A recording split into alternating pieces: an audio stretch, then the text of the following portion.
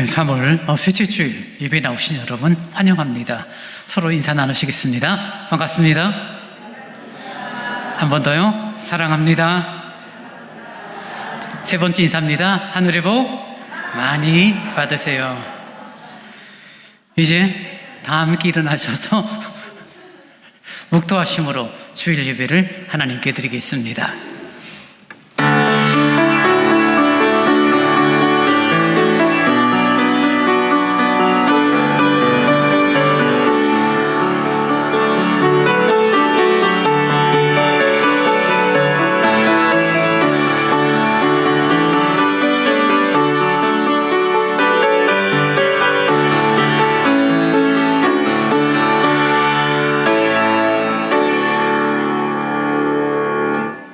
새 계명을 너희에게 주노니 서로 사랑하라. 내가 너희를 사랑한 것 같이 너희도 서로 사랑하라. 자비로우신 주님 참 감사합니다. 주님을 알게 하시고 사랑을 알게 하시고 믿음의 길을 걷게 하시니 감사합니다. 오늘도 귀하고 복된 날 하나님을 예배하는 시간 함께하는 성도들의 마음에 은혜를 허락하시고 사랑으로 채워 주옵소서. 주님께만 영광 되는 예배가 되기를 원하옵고 예수님 이름으로 기원하옵나이다. 아멘. 다 함께 기원 찬송 새 노래로 245번 찬양하시겠습니다.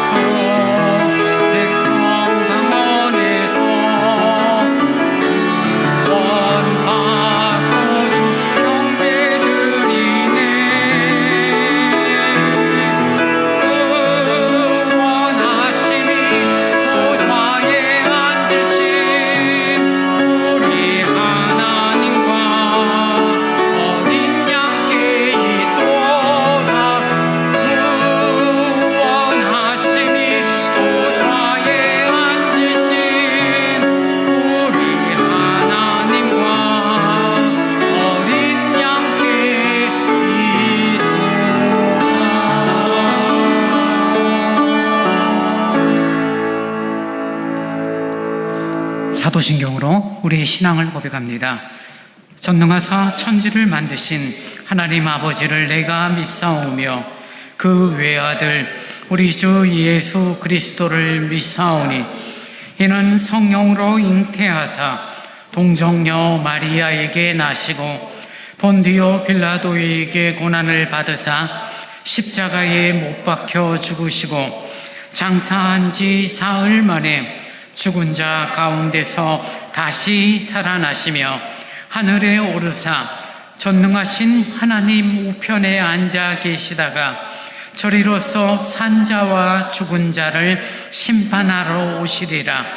성령을 믿사오며 거룩한 공회와 성도가 서로 교통하는 것과 죄를 사하여 주시는 것과 몸이 다시 사는 것과 영원히 사는 것을 믿사옵나이다. 아멘.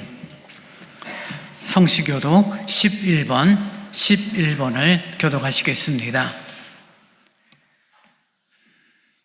여호와여 의의 호소를 들으소서. 나의 울부짖음에 주의하소서.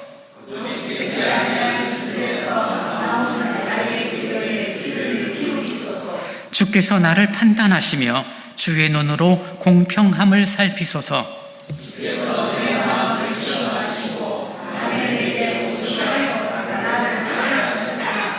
흠을 찾지 못하셨사오니 내가 결심하고 입으로 범죄하지 아니하리이다.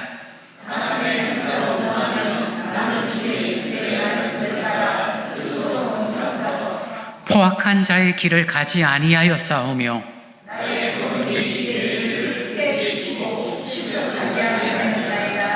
하나님이여 내게 응답하시겠으므로 내가 불렀사오니 주께 피하는 자들을 그 일어나 치는 자들에게서 오른손으로 구원하시는 주여. 아멘.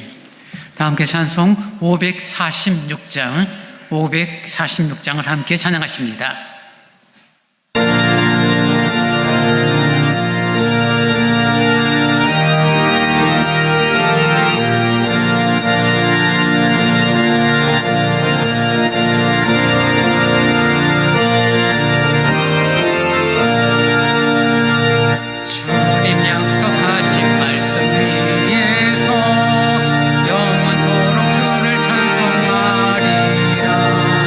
소리 높여 주께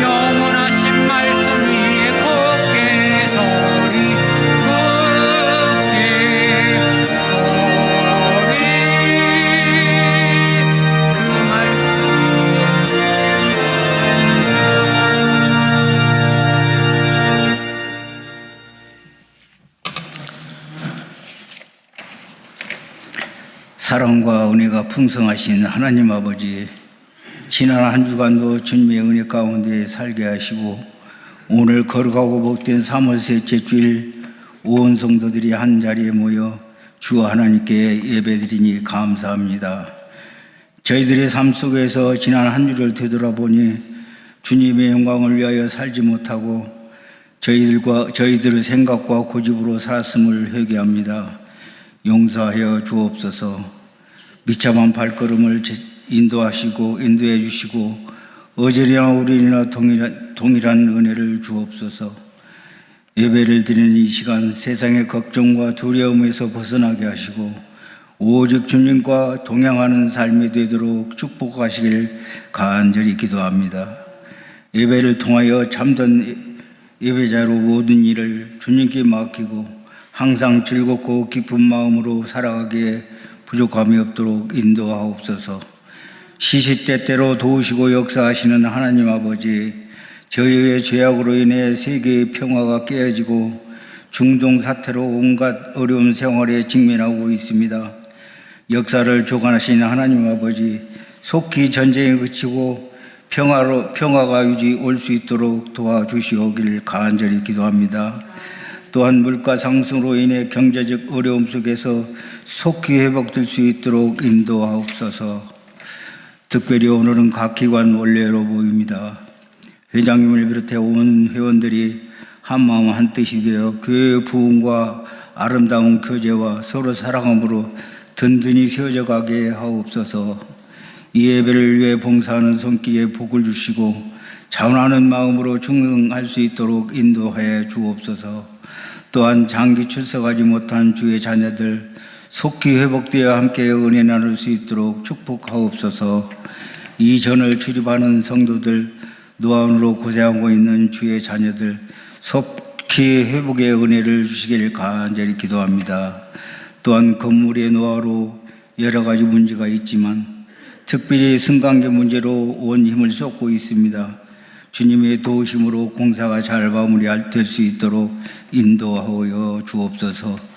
말씀과 기도로 우리 교회가 부흥되게 하시고 이 시간 몸이 불편한 가운데 말씀을 들고 단위에 서신 목사님을 주가 주시는 능력으로 전하는 자, 말씀을 받는 자, 새 힘을 얻게 하시고 그리스도 안에서 한마음 한뜻이 되어 주 하나님을 섬기는 데 부족함이 없도록 인도해 주실 줄 믿사옵고 우리를 죄악에서 구원하신 예수 그리스도의 이름으로 간절히 기도하옵나이다.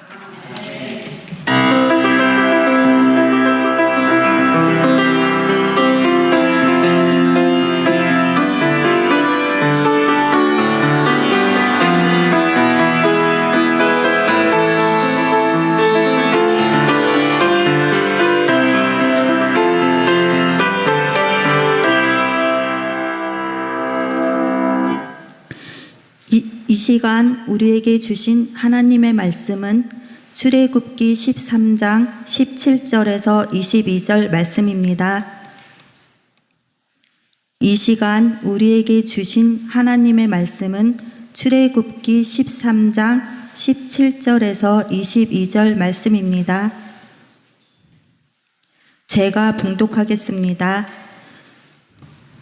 바로가 백성을 보낸 후에 블레셋 사람의 땅의 길은 가까울지라도 하나님이 그들을 그 길로 인도하지 아니하셨으니 이는 하나님이 말씀하시기를 이 백성이 전쟁을 하게 되면 마음을 돌이켜 애굽으로 돌아갈까 하셨음이라. 그러므로 하나님이 홍해의 강약길로 돌려 백성을 인도하심에 이스라엘 자손이 애굽 땅에서 대열을 지어 나올 때에 모세가 요셉의 유고를 가졌으니 이는 요셉이 이스라엘 자손으로 단단히 맹세하게 하여 이르기를 하나님이 반드시 너희를 찾아오시리니 너희는 내 유고를 여기서 가지고 나가라 하였음이더라. 그들이 숫곳을 떠나서 강야 끝 에담의 장막을 치니 여호와께서 그들 앞에서 가시며 낮에는 구름 기둥으로 그들의 길을 인도하시고 밤에는 불기둥을 그들에게 비추사 낮이나 밤이나 진행하게 하시니 낮에는 구름 기둥 밤에는 불 기둥이 백성 앞에서 떠나지 아니하니라. 아멘. 교회 소식 전합니다. 저희 서울대왕교회 처음 오신 분, 또 방문하신 분 진심으로 사랑하고 환영합니다. 3월을 보냅니다. 은혜의 단비를 소망하는 달입니다. 말씀과 기도의 시간에 함께해 주시기 바랍니다. 승강현금 작정하시고 헌금하신 손길에 감사를 드립니다. 자세한 일정과 또 개인별 작정 부자 및 헌금액은 왼편란에 자세히 기록이 되어 있습니다. 읽어보시고요. 준공되기까지 여러분 함께 기도해 주시기 바랍니다. 오늘은 각 기관 올레이로 모입니다. 점심 식사를 맛있게 하신 후에 올레이로 모여주시고요. 담당 구역 관리까지 해주시기 바랍니다. 저희 교회가 속한 서강로의 강북시찰회가 돌아오는 화요일 10시 반 나눔교회에서 모이게 되고요. 결혼 소식이 있습니다. 우리 정화순 고사님의 3녀 우리 김효진 양 21일 돌아오는 토요일 오후 6시 10분 스타시티 아트홀 5층 건대 입구역에서 아마 바로 옆에 있는 것 같습니다. 청첩장이 안내석에 있으니까요. 필요하신 분들은 가져가시고 더 정확한 내용들을 확인하시면 될 것 같습니다. 성경 일천독 운동 214호까지 진행 중에 있습니다. 이제 준비하신 주일헌금을 하나님께 드리겠습니다.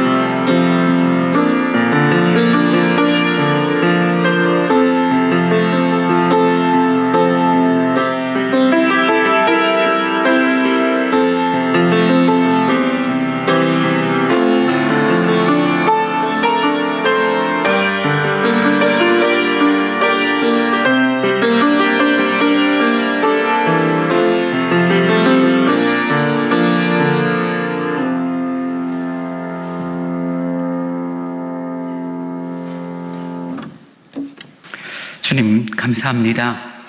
저희들의 삶을 인도하시고 보호하시고 선히 이끌어 주시니 감사합니다. 내 힘, 내 능력으로 사는 것이 아닌 하나님의 은혜 가운데 저희들의 하루하루의 삶이 있음을 깨닫게 됩니다. 그 은혜에 감사하여 헌금을 드립니다. 수고의 열매를 거두어 주 앞에 11조로 드리고 이런저런 감사의 이유를 따라 하나님 앞에 감사 헌금을 드리오니 받으시고 이 드려진 헌금이 하나님의 나라와 교회를 위하여 귀히 쓰여지도록 인도하여 주옵소서. 특별히 교회 승강기를 교체하기 위하여 온 성도들이 마음을 다하고 정성을 모아서 헌금을 드리고 있습니다. 작정한 금액 또 충분히 헌금할 수 있는 그런 결과로 이어지도록 하나님께서 은혜와 복을 허락하여 주옵소서. 몸이 연약한 성도들이 많이 계십니다. 특별히 연세 많으신 어르신들의 삶을 주님 긍휼히 여겨 주옵소서. 교회를 오고 갈 수 있는 힘 있는 발걸음이 되게 하시고 그들의 심지를 견고하게 세워 주옵소서. 특별히 또 위험지역으로 파병이 되어져서 또 군생활을 하게 되는 손자의 맛을 위하여 기도하는 권사님의 마음을 기억하시고 안전한 그런 파병 기간 그리고 기쁨으로 돌아와서 강건함으로 나의 삶을 지키시는 분은 내 힘이 아닌 하나님의 은혜임을 고백하는 믿음의 가정이 되도록 주께서 인도하여 주옵소서. 이런저런 마음의 소원들이 있습니다. 내 욕심을 따라 구하는 자들이 아니라 하나님의 선하신 뜻을 따라 구하는 지혜로운 자 십자가의 길을 걷는 믿음의 성도들이 되도록 인도하여 주옵소서. 교회를 향한 수고와 섬김의 손길들이 있습니다. 이름 없이 빛 없이 섬길 때 주께서 선하고 아름다운 것으로 채워 주옵소서. 감사합니다. 예수님 이름으로 기도하옵나이다. 아멘.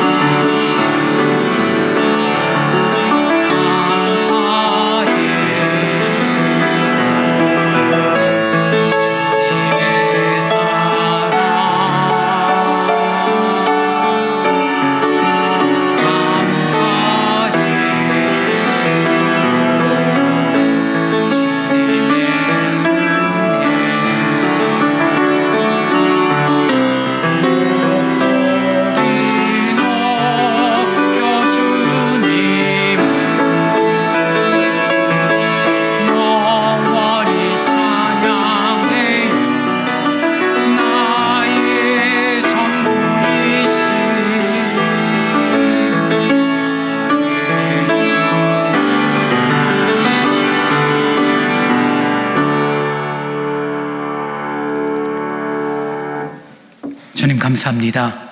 예배하는 이 시간 주의 말씀 앞에 저희들의 마음의 문을 엽니다.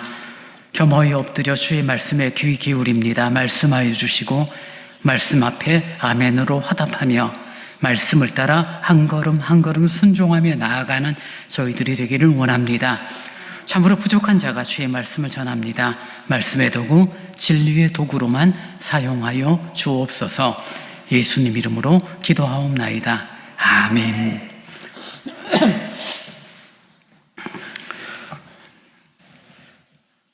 출애굽기 13장 내용은 6월절 놀라운 사건, 그리고 이들이 홍해를 가르기 직전 하나님이 역사하시는 걸 경험하고 애굽 땅에서 나온 이유, 그리고 하나님께서 이제 이스라엘 백성을 이끌어 가시는 과정에 구름기둥, 불기둥으로 인도하시는 첫 출발점에서 있었던 사건을 배경으로 하고 있습니다.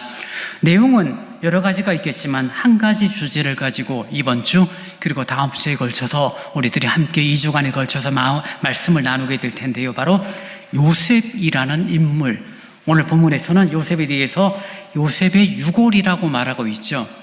지금 출애굽할 때 이스라엘 백성들이 요셉의 유골을, 요셉의 뼈를 가지고 나왔다는 이야기거든요. 그럼 요셉이 언제 죽었냐면요, 지금부터 약 430년 전이에요. 우리는 알고 있죠. 창세기 50장에 요셉이 죽음으로 창세기는 끝이 나죠. 그리고 이제는 요셉을 알지도 못하고 야곱도 알지 못하던 새로운 왕조가 생기고, 그 왕조가 유대인들을, 히브리인들을 핍박하게 되고, 그 핍박을 견디다 못해 하나님께 부르짖고 하나님께서 모세라는 지도자를 세우셔서 출애굽시키게 되어집니다. 이것은 창세기에서 이미 하나님께서 아브라함에게 약속하신 내용이죠. 지금 가나안 땅에 긴 흉년이 있었기 때문에 야곱과 야곱의 가족 70명이 애굽으로 건너간 게 430년 전이에요. 근데 그들이 거기서 정말 생육하고 번성하게 됩니다. 정말 몇백만 명의 인구를 거느리게 되고, 바로가 생각하기를, 야, 가만히 내버려 두었다가는 우리가 이 히브리 사람들에게 오히려 먹히겠다, 이런 생각이 할 만큼 강성해졌기 때문에 그들을 노예처럼 부리고 그들에게 제대로 먹을 것을 공급하지 않으면서 부려먹기 시작합니다. 그런 과정 속에서 출애굽의 역사가 있고, 하나님의 전적인 역사 가운데 이스라엘 백성이 애굽 땅을 나오게 되는데, 그 애굽 땅을 나오게 되어지는 과정에서 이렇게 말하고 있죠.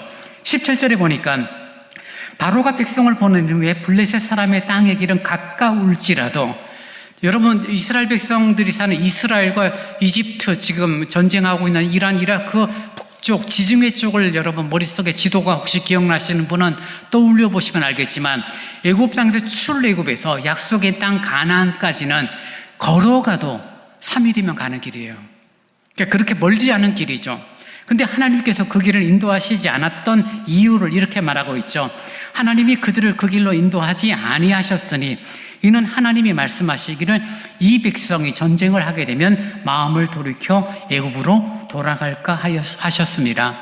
하나님께서 이스라엘 백성을 인도하셨는데, 이스라엘 백성을 출애굽의 여정에는 사실 이스라엘 백성들이 한 게 아무것도 없죠. 그들이 한 것은 무엇입니까? 그저 구경했는 것뿐이에요. 하나님이 역사하십니다. 10가지 재앙을 내리십니다. 홍해를 가르세요. 그런 놀라운 역사를 이루시는 하나님의 모습을 그저 보고만 있었지, 그들이 간여하거나 그들이 뭔가 보태어서 이 구원의 역사에 참여한 것은 아무것도 없어요. 모세의 지도에 따라 어떤 먹을 것을 챙기고 금은 보화를 챙기고 자신의 삶의 터전을 내버려 두고 약속의 땅으로 가는 거죠. 요셉의 때가 430년 전이지만 이스라엘 백성들은 구전 문화가 발달되어 있고 역사에 대한 생각이 깊기 때문에, 언젠가 하나님께서 우리를 이끌어 가실 거야. 어디로? 약속의 땅. 우리의 선조 아브라함에게 약속하신 젖과 꿀이 흐르는 땅으로 인도하실 거야 라는 막연한 기대를 가지고 있었는데, 그 기대를 이제 실현하는 그런 과정 속에서 이스라엘 백성들을 하나님이 이끌어 가시는 거죠. 그 이스라엘 백성들은 우리 선조 아브라함 시절에 약속했던 그 땅으로 이제 우리가 가는구나, 정말 들뜬 마음과 감사의 마음으로 출발했을지는 모르지만, 여러분, 하나님의 이끄심, 하나님 말씀대로 간다고 해서 모든 일이 형통하고 잘 되면 좋겠지만 현실은 그렇지 않죠. 이들이 불과 사흘이면 가야 되는 그 블레셋 길을 가지 않고 이른바 킹스웨이라고 말하는 왕의 대로를 따라가지 않고 밑으로 내려가서 40년 동안 방황하는 여러 가지 어려운 시간들을 갖게 되어지는 이유 중에 하나가 그들에게 있었던 마음, 어떤 마음입니까? 하나님의 말씀, 하나님의 이끄심보다는 자신의 눈에 보이는 이런저런 환경으로 인한 두려움들이죠. 하나님께서도 아셨죠. 이 백성들이 전쟁을 하게 되면 그 마음에 두려움이 생겨 하나님이 약속하신 가나안 땅 가는 건 중요하지만 전쟁하다가 죽을 순 없잖아. 차라리 안전한 애굽 땅으로 다시 돌아가자라는 생각을 할 수도 있었기 때문에 그 왕의 길로 인도하지 않고 그들을 홍해 길로 인도했다라고 주님이 말씀을 하시는 배경입니다. 근데 그때 모세가 어떤 표현, 어떤 말을 하냐면요. 19절 말씀을 보시기 바랍니다. 19절에 모세가 요셉의 유고를 가졌으니 이는 요셉이 이스라엘 자손으로 단단히 맹세하여 이르기를 하나님이 반드시 너희를 찾아오시리니 너희는 내 유고를 여기서 가지고 나가라 하였음이더라. 모세가 뭘 생각하고 있냐면요. 400여 년 전에 있었던 일을 기억하는 거죠. 어떤 일을요? 요셉이 총리 대신이 되어졌고 자신의 아버지 야곱과 이스라엘 백성들을 정말 고센 땅이라는 비옥한 땅으로 이끌어가고 거기서 200만 명 넘게 이스라엘 백성들이 생육하고 번성하게 되어지는 가장 중요한 역할로 하나님의 쓰임을 받았던 요셉이 창세기 50장에 나이 110세에 이제 죽게 됩니다. 그때 요셉이 죽으면서 그냥 죽은 것이 아니라 이 유언을 남겨요. 뭐라고요? 내 뼈를, 내 유고를 이곳에 남겨두지 말고 하나님 인도하시는 그때가 되면 나의 유고를 약속의 땅 가나안 땅으로 가지고 나가라 라고 말한 거죠. 여러분, 예전에는 그런 우리 한국적인 정서가 있죠. 타향살이 객지 생활을 오래 해도 죽을 때 되면 사람들에게 뭐라고 말하죠? 내 시신은 내 고향 땅에 묻어줘.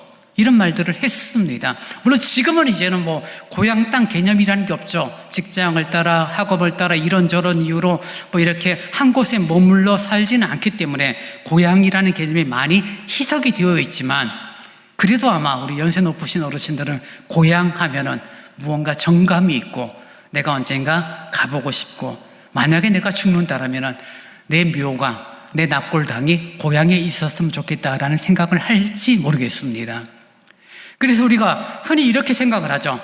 요셉이 하나님께서 약속하신 그 가나안 땅을 고향으로 생각하고 있었기 때문에 자신의 유고를 나중에 이 애굽을 떠나게 될 때 가지고 가라라고 유언을 남겼구나라고 생각을 합니다. 근데 단순하게 내 유고를 내 고향 땅 가나안 땅 하나님이 약속한 그 땅으로 나를 이끌어 가 달라라는 그런 단순한 내용이 아니라는 것을 이제 오늘 그리고 다음 주에 걸쳐서 함께 말씀을 나누기를 원합니다. 이스라엘 백성들은 이 요셉의 유언을 깊이 기억을 하고 있습니다. 여러분, 아무리 훌륭한 사람의 유언이라고 해도 400년의 시간이 지나면 어떻게 되죠? 뭐 50명씩만 50년의 어떤 사람의 연수를 계산해도 8대가 지나는 거죠. 할아버지 때 있었던 일을 내가 지금 기억할 수 있을까요? 여러분이 할아버지 때 일을 여러분 뭐 요만큼이라도 추억이나 기억되는 게 있을까요? 글쎄요. 뭐 유명한 선조가 있었다라면 기억할지 몰라요. 뭐 예를 들면 저희 어머니가 유씨인데 유관순 여사의 친척이에요.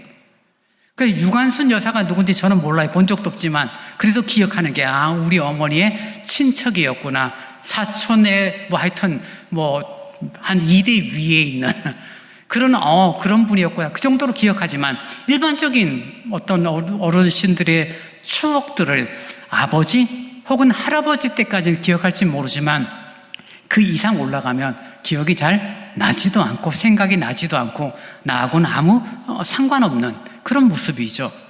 근데 이스라엘 백성들이 그 모세를 비롯한 많은 이스라엘 백성들이 요셉의 유언을 400년이 지난 지금까지 기억하고 있고, 이제 하나님이 찾아오셔서 너희를 이끌어 갈 때 내 유골을 가지고 가라. 아마 400년의 시간이 지났으니까 유골도 아마 그렇게 뭐 뚜렷한 유골이라고 말할 수도 없을 거예요. 다 썩었고 흙으로 돌아가는 한 줌의 흙과 같은 그런 요셉의 유골을 이스라엘 백성들이 모세를 필두로 해서 가지고 출애굽하게 됩니다. 어떤 의미가 있는 것일까? 지금 요셉이 이렇게 말하죠. 이스라엘 백성들에게 맹세를 시켰다라고 말하는데요.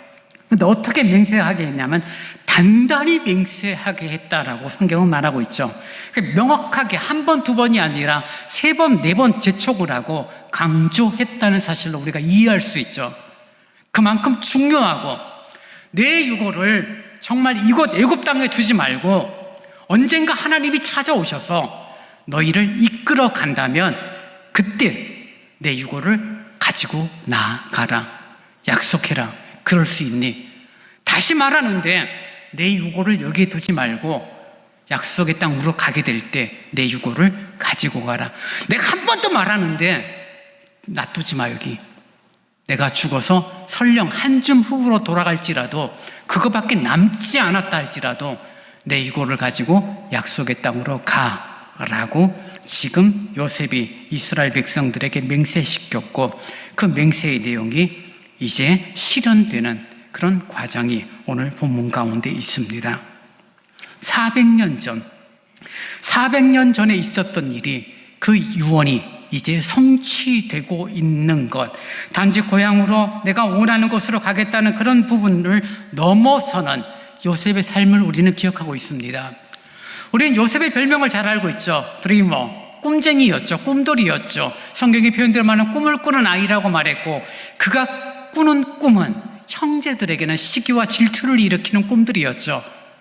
어떤 자신의 존재가, 자신의 역할이 아버지와 어머니를 넘어서고 형들을 위해 군림하는 그런 꿈들을 되풀이 꾸었기 때문에 형들은 시기했고 부모들은 알고는 있지만 썩 기분 좋은 일은 아니었죠. 그런 이 요셉을 형들의 시기 가운데 종으로 팔리게 되고 애굽에 가서 죽을 고생을 했던 나이가 바로 17세예요. 그가 어느덧 시간이 지나 30이 될 때까지 약 13년에 걸쳐서 종살이, 옥살이가 반복이 됩니다. 그런데 우리가 창세기 뒷부분에 가장 많은 차지하고 있는 양이 뭐냐면 요셉의 스토리거든요. 그 요셉의 스토리를 나오면서 그가 종살이를 하게 되고 그가 옥살이를 하게 되고 억울한 누명을 쓰게 되고, 그리고 바로에 의해서 총리 대신으로 되기 전까지의 13년의 시간에 대해서 고통스럽고 힘들고 어느 누구도 원하는 시간은 아니에요. 근데 그때마다 성경이 그 요셉의 생활에 함께 표현하고 있는 단어가 반복되는데요. 그것이 무엇이냐면요, 하나님이 요셉과 함께 계셨으므로 그의 일이 형통하였더라라는 단어입니다. 형통이라는 단어가 나와요. 찬송가도 그러잖아요. 만사 형통하리라. 참 고민스럽고 참 어려운데 형통으로 다가오면 얼마나 좋아요. 큰 일을 준비하고 있습니다. 술술술 풀리고 형통하면 얼마나 좋아요. 정말 고민하고 있는데 그 일이 정말 기가 막히게 풀리는 거예요. 형통한 거예요. 얼마나 좋아요. 근데 형통했다라고 말하는 요셉의 처지가 종살이였고요. 형통했다라고 말하는 그 요셉의 생활이 옥살이였습니다. 그것도 아무런 죄가 없었음에도 불구하고 억울한 누명 가운데 옥살이하는 요셉의 모습. 근데 성경은 그런 요셉의 삶이 형통했고 그 형통의 이유를 하나님이 함께 하셨기 때문이다 라고 표현하고 있는 거죠. 그러면 우리가 형통이라는 단어에 대해 고민스럽죠. 세상에서 말하는 형통은 어려움을 쉽게 극복하는 거죠. 누명을 썼습니다. 어려움을 겪었습니다. 그러면 며칠의 시간, 아니 길면 한 달 정도 지나면은 그 문제가 오해가 풀리고 사람들에게 우리가 잘못했어 미안해 라고 말하며 그들의 어떤 명예와 권위를 다시금 회복시키는 과정으로 갈 때 형통했다라고 말할 수 있겠죠. 형통이라는 단어가 뭐든지 수월하고 뭐든지 잘 되는 것만은 분명히 아니죠. 어려움이 있고 문제가 있지만 근데 형통하니까 그 문제를 쉽게 극복하는 그런 과정으로 우리들이 이해를 하는데요. 성경의 형통은 조금 다르게, 전혀 다르다는 것들을 저희들이 좀 이해하기를 원합니다. 사랑하는 여러분, 성경이 지금 요셉이 하나님이 함께 하셨으므로 그의 삶이 형통했다라고 말할 때 정말 요셉이 선택하고 요셉이 결정하고 요셉이 하는 행동이 옳고 선하고 바르기 때문에 형통했다라는 그런 관점은 아니에요. 어떻게 보면 그렇잖아요. 잘난 척하는 놈이잖아요. 요셉은 형들을 무시하고 엄마 아빠를 무시하는 요셉. 조금 똑똑하고 조금 잘났다라고 해서 함께하는 다른 사람들 무시하는 사람들 별로 이 땅에서도 좋아하는 스타일은 아니죠. 있으면 또 잘난 척하는 놈 또 왔네. 근데 그걸 되풀이하고 있는 요셉의 삶이 형통한 삶이었을까요? 그래서 형통이라는 개념을 우리가 먼저 이해해야 될 것은 내가 지금 살아가는 과정에서 문제와 어려움들, 극복해야 될 내용들을 하나님의 도우심 가운데 감당하고 이겨나가고 극복하고 그래서 승리해서 얻어진 열매를 갖고 형통이라고 말하는 것은 성경적인 형통이 아니에요. 성경이 말하는 형통의 개념은 무엇이냐면요, 철저하게 하나님의 관점에서 하나님이 이끌어 가시는 일이 하나님의 뜻대로, 하나님의 말씀대로, 하나님의 선하신 의지대로 역사되고 이루어질 때 그것을 가리켜서 뭐라고요? 형통이라고 말하는 것입니다. 여러분, 저와 여러분이 만약 요셉이라면 형들에게 비록 조금 잘난 척했다 할지라도 형들에게 미움받고 구덩이에 빠뜨려져서 죽임을 당하게 되고 겨우 긍휼히 불쌍히 여김 받아서 종으로 팔려가서 열심히 살아서 주인에게 인정받았는데 주인의 아내로부터 모함을 받아서 그것도 아주 극한 왕의 미움을 받는 왕의 감옥에 갇히는 모습을 형통이라고 말할 수는 아무래도 없죠. 근데 성경이 형통이라고 말하는 이유가 무엇입니까? 그런 과정, 그런 일들을 통해서 하나님의 선하신 역사와 하나님의 선하신 뜻을 이루어가는 과정에 있기 때문에 성경은 형통이라고 말하는 거예요. 저도 그렇고 여러분도 그렇고 어려운 일 당하는 거 좋아하는 사람은 어디 있습니까? 좋은 일이 있기를 원하는 마음은 당연한 거고요.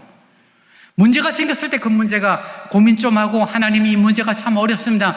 좀 이렇게 폼 잡고 기도 조금만 하면은 그 문제가 싹 풀리고 정말 아픈 가족들을 위하여 기도하고 문제가 있는 가족들을 위하여 기도할 때 한 3개월 바짝 기도했더니 우리 하나님 멋진 하나님, 문제를 해결해 주신 하나님, 그럼 얼마나 좋아요.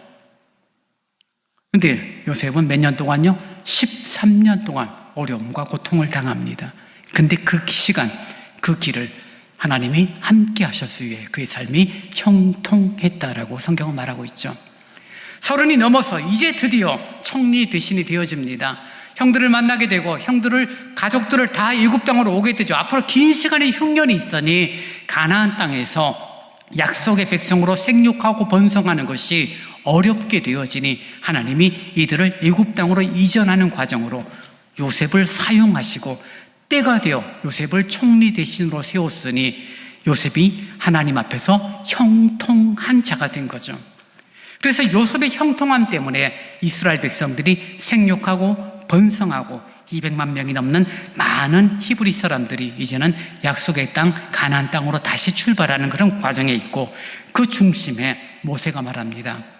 우리 선조 요셉이 죽음을 때 그가 임종을 맞을 때 내 유고를 반드시 내 고향으로 가져가 달라라고 말했던 것, 타양살이 힘든 객지 생활을 멈추고 이제 고향으로 돌아간다, 그런 관점이 아니라 내 유고를 여기서 가지고 가라라고 요셉이 강력하게 요청을 하고 단단히 맹세하게 하는 것은 그런 나의 삶을 인도하시고 나의 길을 형통하게 하신 하나님의 약속, 하나님의 말씀, 그 말씀이 구체적으로 이루어지는 것에 대한 확신 가운데 내 유고를 가지고 가라라고 요셉이 말하고 있다는 것입니다. 모세는 요셉의 유언을 듣습니다. 그리고 그 유고를 가지고 이제 약속의 땅으로 시작하게 되어집니다. 쉬운 환경은 아니에요. 출애굽 이후에 모든 일이 형통했고 전쟁도 하나님의 도우심으로 승리했고 가는 길마다 하나님이 생수를 터뜨려 주시고 하늘로부터 만나를 주시고 메추라기를 주시고 그런 역사들을 우리는 이미 알고 있기 때문에 이스라엘 백성들이 정말 밥그릇 하나 가지고 나오지 않았지만 40년 동안 먹고 사는 문제가 아무 문제 없었다라고 쉽게 말하지 마세요. 왜냐하면 여러분, 우리라면요 40년 그렇게 못 살아요. 결과만 갖고 이야기하면 성경은 명확히 말하죠. 이 백성들을 향한 내 사랑과 나의 이끄심, 내가 그들을 업어 독수리 날개로 치어 그들을 이끌어가는 것, 그래서 그들의 옷이 낡아지지 않았고 그들의 신발이 헤어지지 않았을 만큼 내가 그들을 인도했다라고 말하지만요, 우리는 역사를 알죠. 이들이 출애굽 당시에 성인 그러니까 200만 명 가운데 적어도 50만 명이 넘는 그 성인들이 출애굽의 여정 가운데 다 죽어요. 출애굽 1세대에서 성인으로 약속의 땅 가나안 땅에 들어간 사람은 겨우 2명밖에 되지 않습니다. 누구요? 여호수아와 갈렙 말고는 아무도 없어요. 다 죽었어요. 여러분, 50만 명을 장례를 치른다고 한번 생각해 보세요. 하루에 몇 명이 죽는 거예요? 40년 동안 50만 명이 죽었다고 생각을 해보세요. 근데 성경은 뭐라고 말하죠? 그들이 늙어서 죽고 그들이 정말 병 걸려서 죽은 것이 아니라 하나님을 향한 원망과 지도자 모세를 향한 불평과 하나님 앞에 불순종함으로 인하여 그런 어려움 가운데 죽임을 당한 그들의 역사를 우리들이 바라보면서 이들이 지금 요셉이 내 유고를 가지고 가라라고 말한 그 의미를 그들은 놓치고 있었기 때문이라는 것을 확인하게 됩니다. 요셉은 자신의 삶이 우여곡절이 있었고 힘든 일도 있었지만 결국 하나님께서 이끌어 가시고 하나님의 손길이 있고 하나님의 역사가 어떻게 이루어질 줄은 내가 알 수는 없죠. 하나님의 역사는 정확히 알지 못해요. 지혜의 왕이었던 솔로몬도 분명히 전도서에서 이렇게 말하죠. 하나님이 하시는 일의 시종을 내가 알 수 없다. 그렇게 하시는 이유는 우리 인생으로 하여금 하나님을 두려워하고 하나님을 경외하게 하려 하심이라고 전도서에서 말하고 있거든요. 잘 몰라요. 어떻게 될지 몰라요. 근데 확실한 건 뭐예요? 하나님은 시건치 아니하시는 분, 거짓말을 하지 않으시는 분, 오늘 말을 했다라고 해서 내년 되면 달라지는 분, 하나님 앞에 약속했다가 다음 주 되고 한 달이 지나고 1년이 지나고 5년이 지나면 언제라는 마음, 그런 인생들과는 달라요. 하나님은 말씀하신 것 말씀대로 이루시는 줄 믿습니다. 근데 힘든 게 뭐냐면요, 말씀하셨고 그 말씀에 우리들이 흔쾌히 오베이 따라가요. 순종해요. 근데 그것이 성취되어지고 이루어지는 시점을 저도 여러분도 몰라요. 그러니까 답답한 거죠. 왜 점치러 가죠? 모르니까요. 그저 심심풀이로 그냥 친구들이 간다고 해서 무당집 따라가서 점치는 분들 있잖아요. 그죠? 왜 가죠? 뭐 뚜렷한 답이 아니죠. 알아요. 무당 별거 없다는 거. 그래도 가는 이유가 뭐죠? 모르니까 어떻게 될지. 내 새끼 언제 장가 갈지, 내 딸 언제 시집 갈지, 이번에 합격할지 불합격할지 모르니까, 궁금하니까 무당집 찾아가고 점치는 집을 찾아가죠. 하나님 우리에게 약속의 말씀을 주셨습니다. 저와 여러분을 거듭나게 하셨고 하나님의 자녀로 세워주셨습니다. 이거는 불변의 진리죠. 아무리 환경과 아무리 조건이 달라져도 변치 않는 겁니다. 그럼 그런 우리를 이끌어내서 하나님의 나라로 이끌어가는 과정인데 이 과정은 어떻게 돼요? 변치 않죠. 이것도. 근데 문제는 무엇입니까? 이 과정에서 우리의 죄된 본성으로 인한 실수들, 어려움들, 문제들이 생기기도 하고 때로는 잘못된 선택들, 때로는 내 고집, 내 자존심 때문에 어긋난 행동들을 우리가 하죠. 근데요, 그럼에도 불구하고 하나님은 우리를 자녀 삼으심에 대한 후회가 없으신 하나님이세요. 그래서 저와 여러분이 지금 있는 거예요. 저놈 거듭나게 했더니 하는 짓거리 보니 아니야. 목사 세워놨더니 엉뚱한 짓만 하고 있고, 장로로 세워놨더니 교회에만 흔들어 놓고 있고, 다 취소시켜버려야 되겠다. 사람들은 그런 마음 가질지 몰라요. 근데 우리 하나님은 그런 분이 아니죠. 그런 우리를 다듬어 가시고 안아주시고 보호하시고 이끌어 가시고 결국 선을 성취하시는 분이 우리 하나님인 줄 믿습니다. 지금 요셉은 그걸 보는 거예요. 내 유고를 가지고 가라. 내가 이 하나님께서 우리 선조에게 약속한 그 애굽 땅이 아닌 가나안 땅, 이스라엘 땅으로 나는 가고 싶어. 내가 거기서 묻고 싶어. 묻혀지고 싶어. 그게 아니죠.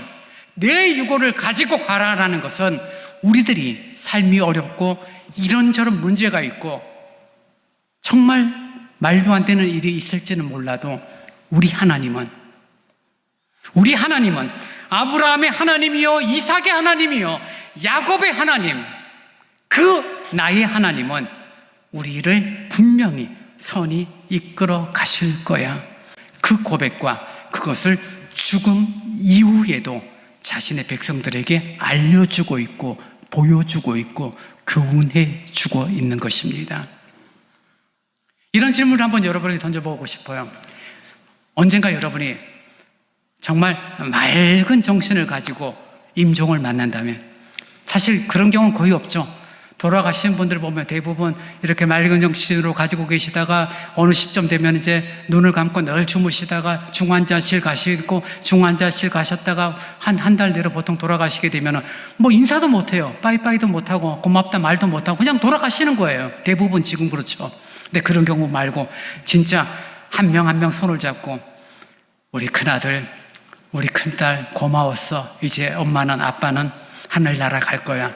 근데 가기 전에 내가 꼭 하고 싶은 말이 있는데, 그 한마디를 여러분이 할 수 있다면 뭘 말하겠습니까? 내가 숨겨놓은 땅이 있는데 내 은행 비밀번호는 몇 번인데, 요셉은 그 하나님의 약속, 나를 이끄시고 나를 인도하시고 처절한 감옥 생활을 했고 정말 억울한 일을 당했음에도 불구하고 당신의 자녀들, 당신의 백성들을 위하여 정말 치밀하게 계획하시고 준비하시고 이끌어 가셨던 그 하나님을 기억하며, 그 하나님이 나를 그렇게 이끄셨던 것처럼 너희들을 이끌어 가실 거야. 그걸 상징적으로 드러내기 위해서 내 유고를 가지고 가라 라고 말한 거죠.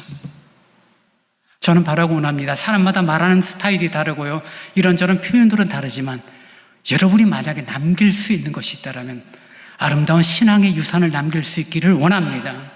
정말 자녀들을 향하여, 여러분의 손자녀들을 위하여 그들을 축복하며 마지막 시간을 보낼 수 있기를 원해요. 정말 의식도 없이 그저 눈 감고 살아있지만 살아있는 것처럼 보이지 않는 그런 중환자실 가기 전에 자녀 손들을 부르고 그들의 손을 잡고 축복하며, 나는 언젠가 죽게 될 거야. 이제 의식을 잃어버리면 아마 회복이 안 될 거야. 그러다가 죽겠지. 그렇지만 나의 하나님이 너의 하나님이 되기를 원하고, 너의 하나님이 너의 또 자녀의 하나님이 되기를 원해. 가장 귀하고 가장 중요한 믿음, 이 믿음 생활을 잘 할 수 있는 너희들이 되기를 원해. 여러분, 이거보다 더 귀한 유언이 있을까요? 이거보다 더 값진 유언이 있을까요? 우리는 이미 알고 있잖아요. 유언을 통해서 어떤 이야기를 하든 재산을 남기든 결국 그 재산 때문에 자녀 손들이 서로 싸우고 서로 분쟁하고 많은 재산을 남겨주면 남겨줄수록 더 큰 싸움으로 이어지는 그런 내용들을 우리는 너무나 많이 듣고 있습니다. 오늘 요셉은 400년 후가 될지 4,000년 후가 될지는 알 수 없었지만 자신의 백성들에게 맹세시키죠. 단단히 맹세시킵니다. 하나님이 나를 인도하셨어. 하나님은 살아계신 분이야. 하나님은 분명히 역사하신 분이야. 그때마다 나는 하나님의 인도하심이 뭔지는 몰랐지만 그때 왜 하필이면 이러냐고 내가 하나님을 향한 원망도 있었을진 모르지만 하나님은 가장 선하게 나를 인도하셨어. 그 하나님은 살아계셔서 나를 정말 가장 아름답게 인도하셨어. 그 하나님이 너희들과 함께 하실 거야. 그 하나님이 너희를 인도하실 거야. 그걸 좀 유언으로 남긴 게 내 유고를 가지고 가라는 거죠. 언제까지 여러분 고집과 자존심과 감정을 가지고 믿음 생활, 교회 생활을 하시겠습니까? 정말 주님 부르실 날은 점점 가까워지고 있는데요. 걷고 싶어도 걷지 못해 교회를 나오지 못하는 분들이 있죠. 우리 어르신들이 그렇습니다. 걷다 보면 넘어지니까 힘들어서 교회를 나오지 못해요. 남의 일이 아니죠. 10년 후가 되면 우리들의 일이 될 수도 있고요. 어떤 분들이 다음 달이 그렇게 될지도 몰라요. 그날이 오기 전 내 유고를 여기서 가지고 나가라. 하나님이 나를 인도하셨던 것처럼 너희를 인도하실 거야. 그거 절대 잊지 마. 내 유고를 보면서 다시금 기억하고 나를 인도하시고 나의 삶을 형통하게 하셨던, 세상적인 형통과는 전혀 달랐어요. 그러나 하나님의 형통하심, 하나님이 말씀하시고 하나님이 표현하시고 하나님이 말씀하신 것들을 그대로 정확하게 이루어 가시는 그 하나님의 형통하심 가운데, 그 하나님의 인도하심 가운데 지금 요셉이 고백하는 게 내 유고를 가지고 가. 하나님이 내 인생을 인도하셨어. 너희도 인도받을 거야. 그걸 지금 우리에게 교훈하고 있는 것입니다. 사랑하는 우리 서울대강교회 성도들이요, 아직은 건강하고 아직은 내 발로 교회를 오고 가니까 아직 그날이 멀었다라고 생각할지 모르지만요, 장담할 수 있는 건 아무것도 없어요. 하나님 앞에 서는 날 내 유고를 가지고 가라라는 그런 표현을 통하여 하나님 앞에 순종과 하나님의 인도하심과 하나님에 대한 확신을 가졌던 요셉이 가졌던, 요셉의 삶을 그렇게 이끄셨으니 요셉이 확신하게 되었겠죠. 그런 믿음이 우리들에게도 있어서 우리들도 마지막 날 언젠가 하나님 앞에 서게 될 때 정말 우리들의 자녀 손들 앞에 신앙의 유산을 아름답게 남겨, 정말 나는 힘들었어, 어려웠어, 근데 기억해, 하나님이 인도하셨어, 하나님이 이끌어 주셨어, 그 아름다운 신앙을 자랑하는 그런 모습으로 저희들의 삶이 잘 준비되는 은혜가 있기를 간절히 바랍니다. 이제 다 함께 일어나 찬송 새 노래로 200번, 새 노래로 200번을 찬양하시겠습니다.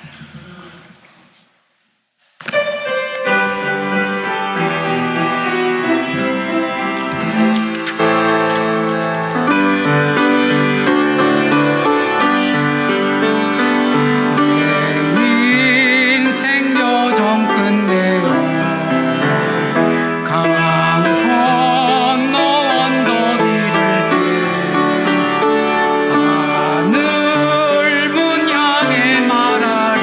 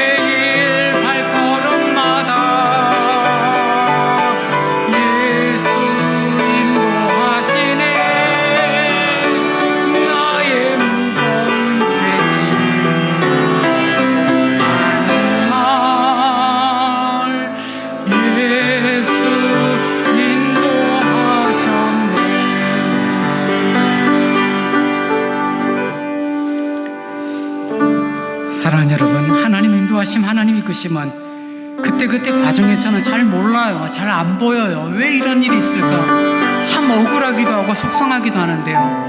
우리는 고백할 수 있죠. 그 예수님이 나를 인도하셨습니다. 언제요? 그 일이 지나고 나서는 알아요. 끝나고 나서는 선명하게 보여요. 그러니 우리가 포기할 이유가 없고 낭망할 이유가 없고 마음 접을 이유가 없습니다. 주님 부르신 날까지 주님의 이끄심 따라 신앙의 길, 십자가의 길을 아름답게 걷는 내 영혼으로 인도해달라고 우리 합심하여 기도합니다. 아버지 하나님 감사합니다. 하나님의 이끄심, 하나님의 자비로우심을 소망합니다. 인생이 아니어서 시건치 아니하시며 말씀대로 능히 이루시는 하나님, 그 전능하신 하나님, 나의 하나님, 나의 아버지가 되심을 고백하며 실망하고 낙심하고 포기하는 인생이 아닌 감사로 인내하며 믿음의 길을 끝까지 걸어가는 내 영혼이 되어지도록 자비로우신 주님 인도하여 주옵소서. 마지막 날 주님 앞에 섰을 때 주님이 나를 인도하셨습니다. 그 신앙 고백이, 그 아름다운 믿음의 보고가 하나님 앞에 드려지는 나의 삶이 되어지도록 주님이 지키시고 인도하여 주옵소서. 우리들의 마음을 경고히 세워주시기를 간절히 원합니다. 주님 지키시고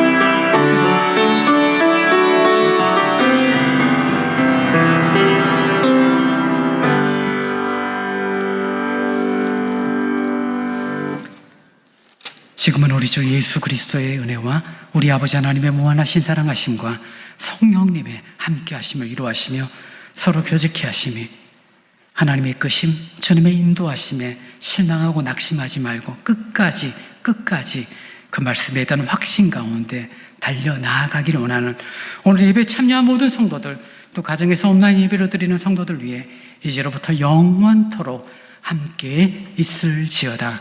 아멘.